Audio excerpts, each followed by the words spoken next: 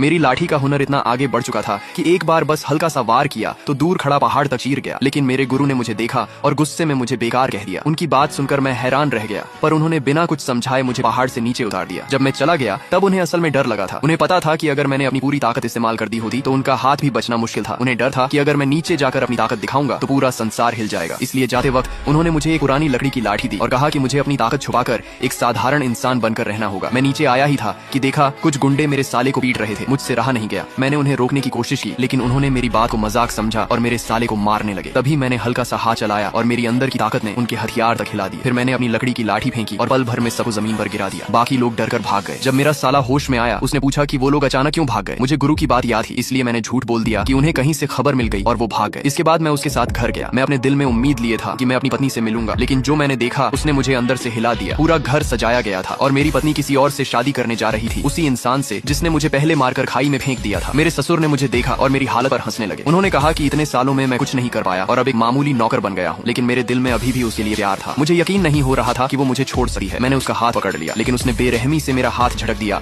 और हमारे रिश्ते की निशानी भी फेंक दी। उसने कहा कि जब तक असंभव चीजें सच नहीं हो जाती तब तक हम कभी साथ नहीं हो सकते। मैं समझ नहीं पा रहा था कि वो इतनी बदल क्यों गई है। फिर उसने मुझे छोड़ने का कागज भी दे दिया और कहा कि अब हमारा कोई रिश्ता नहीं है। मुझे इतना गुस्सा आया कि मैंने पास का पत्थर तोड़ दिया। सब लोग हैरान रह गए क्योंकि वो पत्थर बहुत मजबूत था। असल में वो मुझे बचाने के लिए ऐसा कर रही थी। उसे डर था कि मैं इस लड़ाई में फंस जाऊंगा और मर जाऊंगा, इसलिए वो किसी ताकतवर आदमी से शादी करके अपने परिवार को बचाना चाहती थी। जब मैं उससे सच पूछने गया तभी दुश्मन आ गए। वो मुझे बचाने के लिए फिर से कठोर बन गई और झूठ बोला कि वो अब किसी और के बच्चे की माँ बनने वाली है। ये सुनकर मेरा दिल टूट गया, लेकिन मैं वहीं रुक गया। मुझे देखना था कि वो आदमी सच में उन्हें बचा सकता है या नहीं। लड़ाई शुरू हुई और वो आदमी जो इतना बड़ा बन रहा था कुछ ही पलों में हार गया और अपनी जान बचाने के लिए दुश्मनों के सामने झुक गया। अब हालात और खराब हो गए। मेरे साले ने लड़ाई की और जीत भी गया, लेकिन दुश्मन के बड़े आदमी ने आकर उसे बुरी तरह हरा दिया। मेरे ससुर खुद मैदान में उतरे, लेकिन मैं समझ गया था कि वो ज्यादा देर टिक नहीं पाएंगे और वही हुआ। वो भी हार गए। अब मेरी पत्नी खुद मैदान में उतरी। उसके हौसले में कोई कमी नहीं थी, लेकिन उसकी ताकत कम बढ़ रही थी। दुश्मन उसे धीरे धीरे तड़पा रहा था। तभी उसके गले से वो निशानी गिर गई। मैंने उसे उठाया और सच पूछा। अब वो और छुपा नहीं सकी। उसने बताया कि हमारी बेटी जिंदा है और उसे एक सुरक्षित जगह पर रखा गया है। उसने मुझसे कहा कि मैं उसे ढूंढूं